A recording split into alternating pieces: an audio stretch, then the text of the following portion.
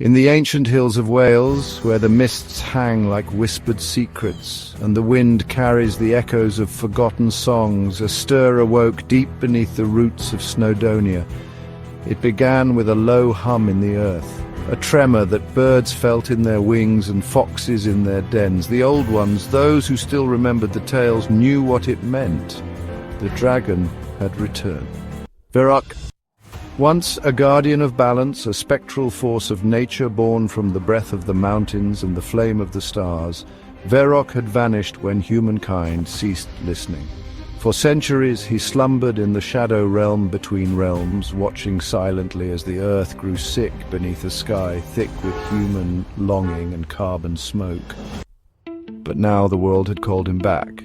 He emerged cloaked in moss and mist, scales glistening like wet slate eyes, like ancient lanterns, burning with purpose. Veroq did not roar. He sighed, and from his breath the valleys began to shift.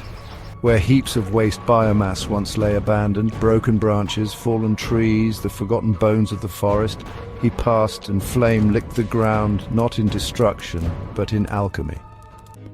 The fire he breathed was not of death, but of transformation. Where smoke might have once risen, now curled the fragrant tendrils of wood vinegar, an elixir known to the soil as song. Beneath his talons, the remnants of a damaged world blackened, condensed, and became something powerful, biochar, dark as night, light as ash, and rich with promise. When scattered across tired fields, it sang to the earth, feeding it, healing it. Rumours began to spread among Welsh farmers. Crops started growing stronger, the soil smelt richer. Birds returned to silent hedgerows. And always, just beyond the fog, someone had seen the shimmer of scales or heard the deep, resonant beat of wings. Some feared him, others wept with awe, but all felt the change. Yet Veroq knew he could not work alone. The earth's wounds were vast, and his strength, though ancient, could only stretch so far. So he sent out a message, not with words but with visions.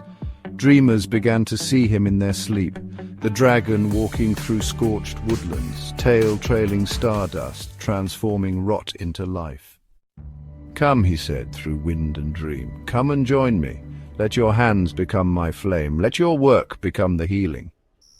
Now a movement stirs across the land. People are awakening, not just to Veroq's call, but to the truth beneath their feet.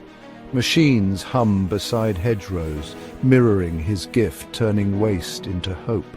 Partnerships form like rivers converging, flowing throughout the land, from the highlands to the lowlands, and soon beyond the borders of the Isle.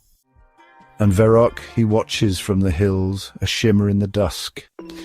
For the dragon has returned not to rule, but to remind that even in the age of forgetting, the earth remembers, and healing is always possible when fire becomes renewal.